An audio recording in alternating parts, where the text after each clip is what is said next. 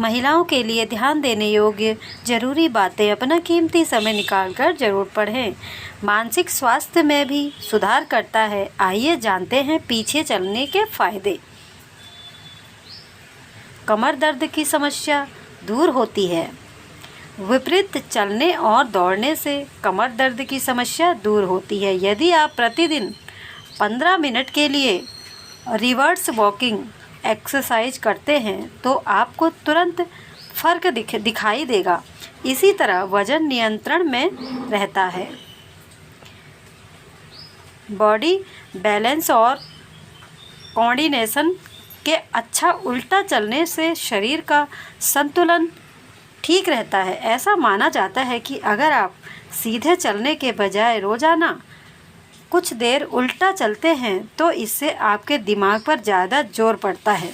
ऐसा करने से दिमाग ज़्यादा काम करता है, जो शरीर के तालमेल और संतुलन को बढ़ाने के लिए काफ़ी उपयोगी माना जाता है। ऐसा करने से आपकी एकाग्रता भी बढ़ती है और मन स्वस्थ रहता है। मानसिक स्वास्थ्य के लिए फ़ायदेमंद। रोज़ाना उल्टा चलने से आपका दिमाग स्वस्थ रहता है और दिमाग को ज़्यादा काम करना पड़ता है। कई शोध और अध्ययन में इस बात की पुष्टि हो चुकी है कि एंजाइटी और डिप्रेशन जैसी समस्याओं से रोज़ाना उल्टा चलने की प्रैक्टिस करना फ़ायदेमंद होता है। घुटने के दर्द से राहत दिलाने में मदद करता है। बहुत से लोग घुटने के दर्द से परेशान होंगे, उनके लिए ये एक अच्छा व्यायाम है। ऐसा करने से घुटनों के दर्द को आराम मिलता है। घुटनों के तनाव को दूर करने और दर्द या सूजन की समस्या से छुटकारा पाने के लिए रोज़ाना कुछ देर उल्टा टहलना बहुत ही फ़ायदेमंद होता है।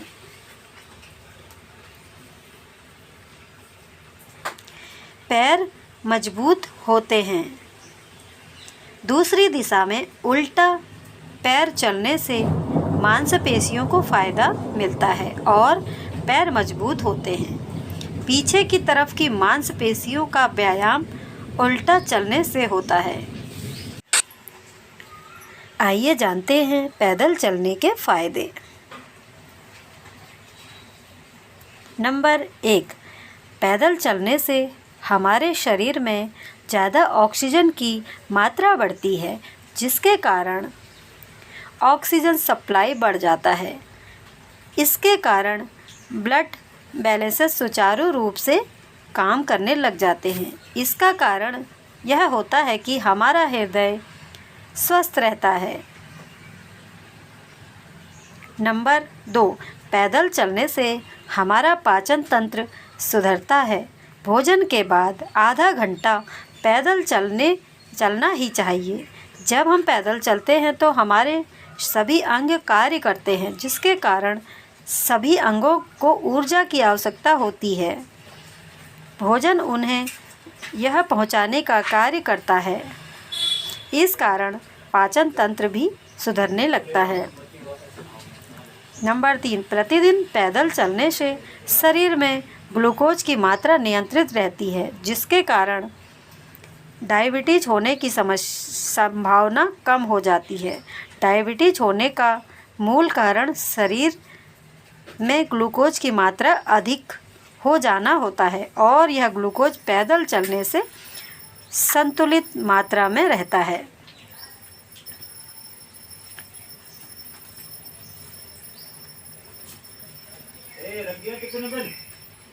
नंबर 4, पैदल चलने से मोटापा भी कम होता है।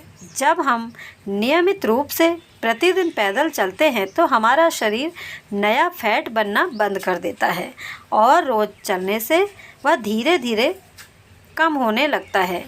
इससे आपका मोटापा कम होता है। बस आपको खान पान पर थोड़ी लगाम की ज़रूरत होती है।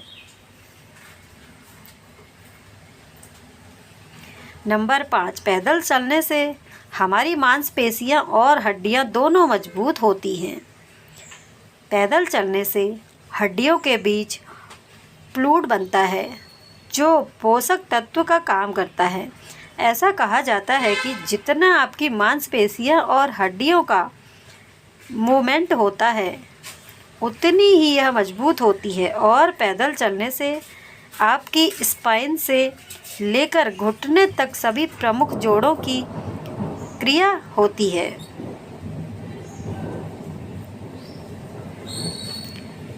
नंबर 6, पैदल चलने से ब्लड प्रेशर भी नियंत्रित रहता है। एक शोध में ऐसा कहा गया है कि यदि आप प्रतिदिन 1000 कदम चलते हैं तो आपका बीपी 0.45 अंक कम हो जाता है। नंबर 7, जब हम पैदल चलते हैं तो हमारे दिमाग में एंडोर्फिन नामक हार्मोन्स बनता है। इसे फील गुड हार्मोन्स भी कहते हैं। इससे हम सकारात्मक बदलाव महसूस करते हैं। जिन्हें डिप्रेशन और तनाव की समस्या होती है उन्हें तो प्रतिदिन पैदल अवश्य चलना चाहिए। नंबर 8, जब हम प्रतिदिन पैदल चलते हैं तो इससे हमारी याददाश्त भी बढ़ती है। पैदल चलने से हमारे दिमाग का हिप्पोकैम्पस सुचारू ढंग से कार्य करने लगता है। यह हिस्सा नई स्मृतियों को बनाने और याददाश्त रखना होता है। पैदल चलने से हिप्पोकैम्पस तंत्रिका ढंग से कार्य करने लगती है। नंबर 9, पैदल चलने से हमारी नींद न आने की समस्या का भी इलाज होता है।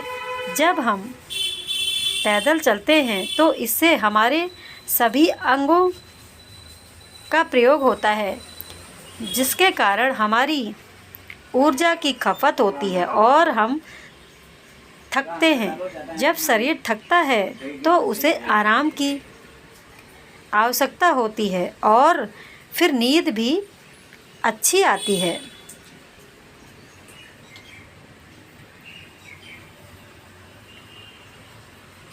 नंबर 10, जब हम पैदल चलते हैं तो इससे हमारी इम्यूनिटी भी बढ़ती है। जैसा हम ऊपर बता चुके हैं कि पैदल चलने से शरीर में ऑक्सीजन की मांग बढ़ती है और जब अधिक ऑक्सीजन शरीर में जाती है तो रोगों से लड़ने की क्षमता बढ़ती है।